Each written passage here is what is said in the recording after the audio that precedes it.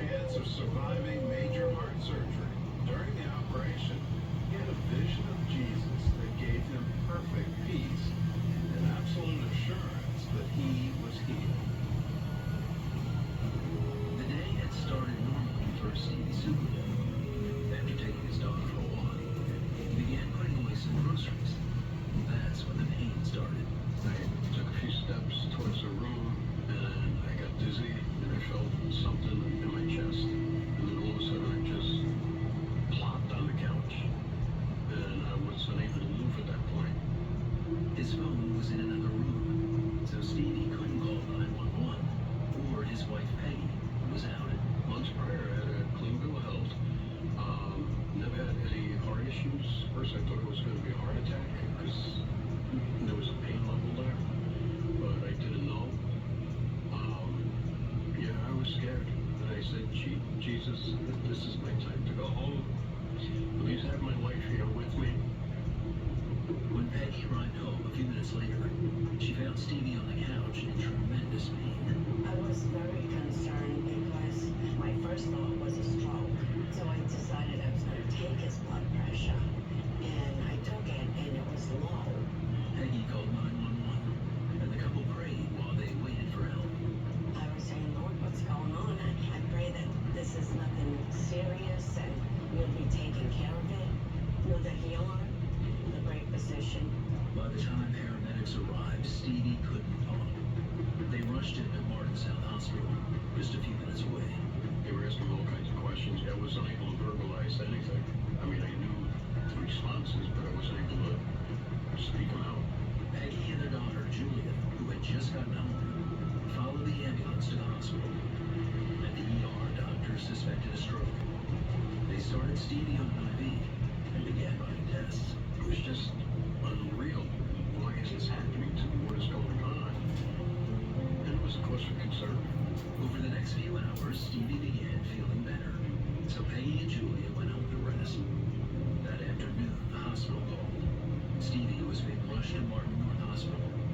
It wasn't a stroke. It was much more critical. When they said that he's going to have an operation right out to the water, I said, Lord, please don't take him.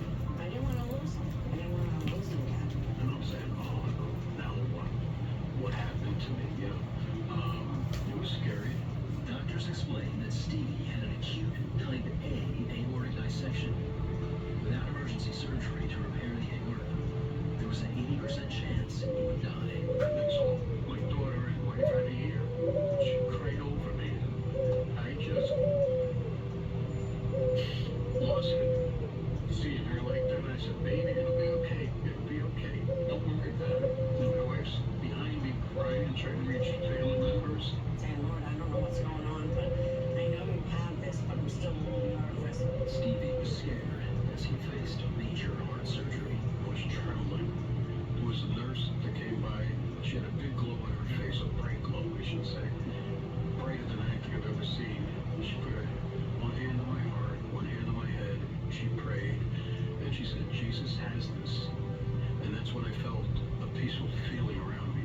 During the 8-hour procedure, friends and family gathered to pray for Stevie. Afterwards, he was put into a medically induced coma while he recovered.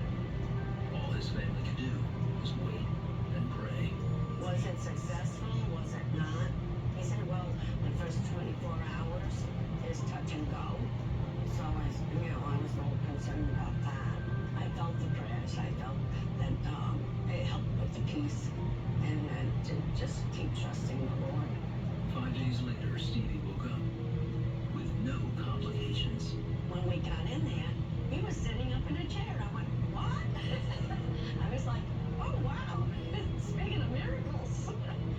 Through it all, Stevie says he felt peace, even while being operated on. I saw Jesus, and I saw he guided the surgeon's hand with the straight cut, and he whispered to me, everything's going to be okay. And he was with the surgeon for most of the surgery. When the surgery was over, he put his hand on my heart. He says, you are healed. You are healed. And then he just left. As quick as he came, he just left. The vision of Jesus made me feel at peace. 2 weeks after waking up, he was able to to go home, where he made a quick recovery. I was glad to get him home, so I could take care of him. Today, Stevie is back to doing chores around the house and enjoying his family.